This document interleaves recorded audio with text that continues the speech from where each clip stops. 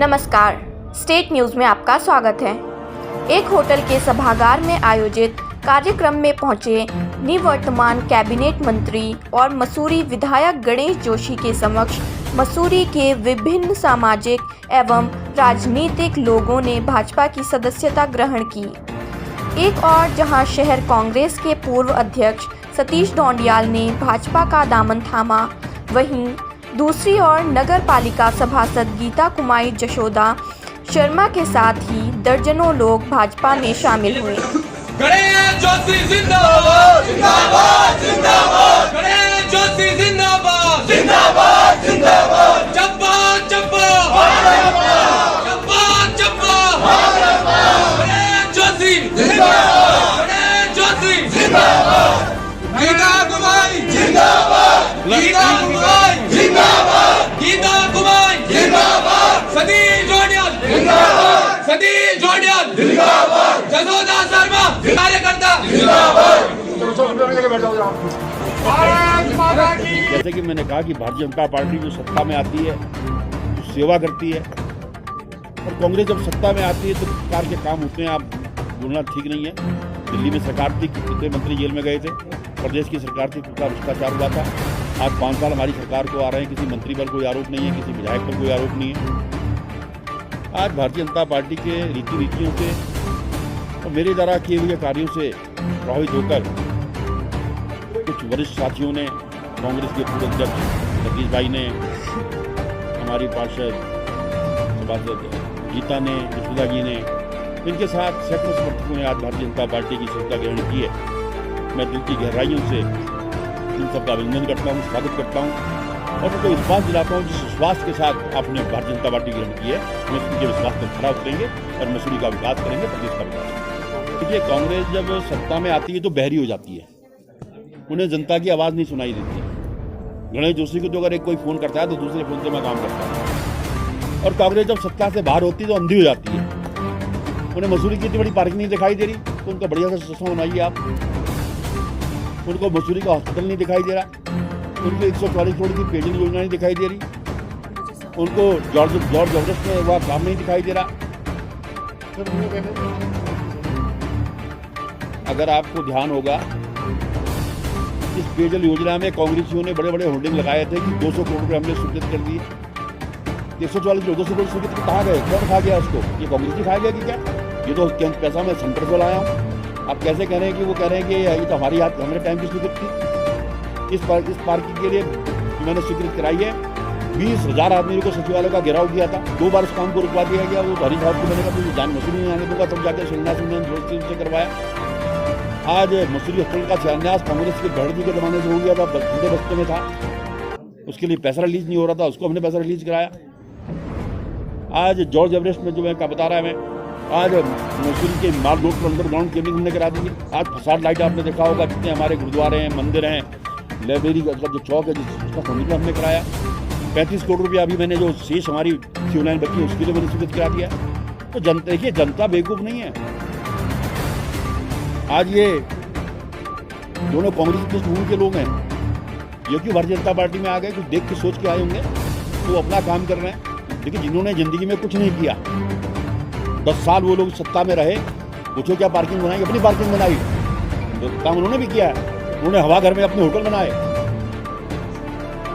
लेकिन गणेश जोशी का कोई कह दे 36 साल में राजनीति होने वाले हैं, अपने परिवार के लिए कोई काम में जुड़ने का कारण, सबसे बड़ा कारण यह है कि मैं जनता के लिए जुड़ी हूँ, जनहित के लिए जुड़ी हूँ। और अगर कोई पार्टी विकास का कार्य कर रही है और करेगी तो वो भारतीय जनता पार्टी है। क्योंकि मैं आपको गिनवा सकती हूँ टिप्स पे कई काम। अभी एक बात आ रही थी कि माननीय मंत्री जी ने छाते बांटे।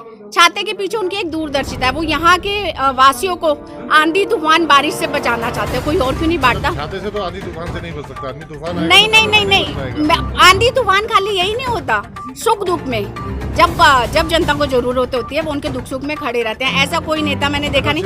आपने काफी इनके साथ में काफी आपकी लड़ाई भी लड़ी।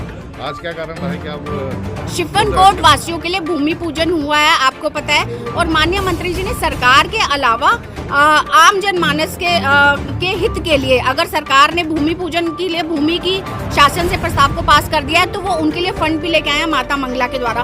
एक जनप्रतिनिधि ऐसा ही होना चाहिए जो कि जनता के हित के लिए सरकार के साथ साथ अन्य संस्थाओं के माध्यम से भी उनका भला कर सके। और मैं माननीय मंत्री जी का आभार व्यक्त करती हूँ कि उन्होंने शिफन कोट वालों के लिए 5,23,70,000 का फंड वो लेके आए हैं। भूमि पूजन हो चुका है और कार्यवाही शुरू होगा। क्या लगता है सरकार होगी जो विधायक है मसूरी से? देखिए ये तो जनता जनार्दन है और हमारा फर्ज बनता है कि हम जनता को एजुकेट करें। आप देख सकते हैं कि उज्ज्वला गैस का जो कनेक्शन है उसमें अब सीधा सब्सिडी जनता के अकाउंट में आ रही है। ये एक पहल योजना के अंतर्गत है। आयुष्मान कार्ड के माध्यम से एक आम जनमानस को लाभ मिल रहा है। यहाँ पे जितने लोग बैठे हैं उनमें से कई लोगों ने, आपके आसपास भी बहुत सारे लोगों ने आयुष्मान कार्ड का लाभ उठाया होगा। ऐसी कई योजनाएं हैं जो क्या बोलते हैं जनहित में है और भारतीय जनता पार्टी कर रही है। आप थोड़ी देर पहले कांग्रेस की बात कर रहे थे। कांग्रेस ने क्या किया है? हम शुरू से कट्टर कांग्रेस ही रहे, लेकिन कांग्रेस ने 70 साल की का फायदा उठाया, हमेशा 70 साल की दुहाई दी है। जो कार्य हमारे जिन्होंने देश को आज़ादी दिलाई है उनके कार्य के नाम पे हमेशा वोट मांगा है, धरातल पे कोई काम नहीं करा है।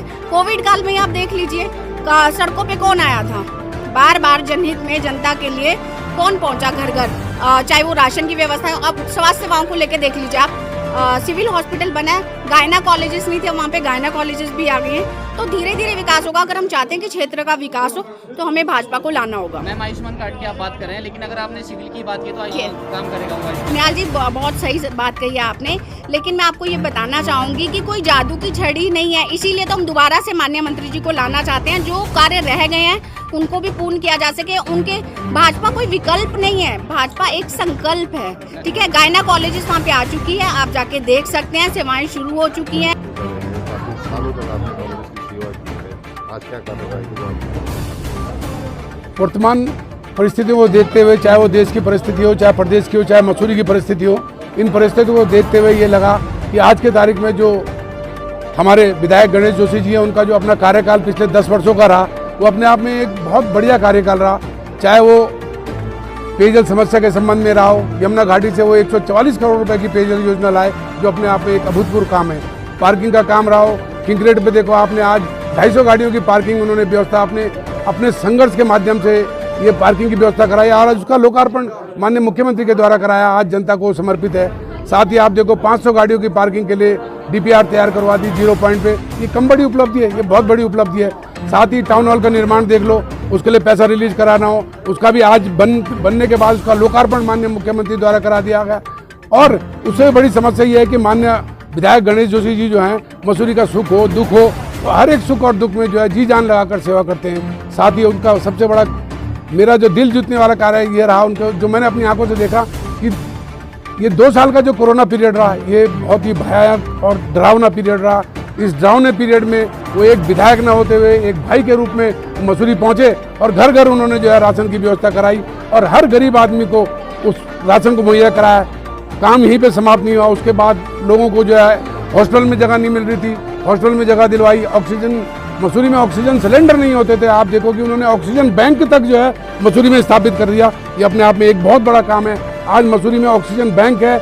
मसूरी के सराउंडिंग एरिया में जो 200 गांव हैं, 2500 गांव पड़ते हैं, आज उनके किसी आदमी को अगर स्वास्थ्य सेवा की जरूरत पड़ती है तो मसूरी की तरफ देखता ही नहीं है, उसको स्वास्थ्य सेवाएं मिलती हैं due to Ganesh Joshi ji. Sir ये चुनाव के समय में कांग्रेस ज्वाइन करी है, देखो यही तो समय होता है ज्वाइन करने का और अपने दिल की भावनाओं को बदलने का। आज हमने ज्वाइन करी, वो आज उनके लिए काम करेंगे तभी तो कल प्रतिफल भी मिलेगा, इसलिए ये सही समय था। और अपनी भावनाओं को गणेश जोशी के साथ सम्मत करते हुए, बीजेपी पार्टी के साथ सम्मत करते हुए आज अपने तन मन धन से भारतीय जनता पार्टी ज्वाइन की है। और गणेश जोशी जैसे नेताओं के साथ ये भाजपा ज्वाइन है, इसका मैं अपने आप में उनको धन्यवाद देता हूँ। और जय भारत, जय हिंद, जय।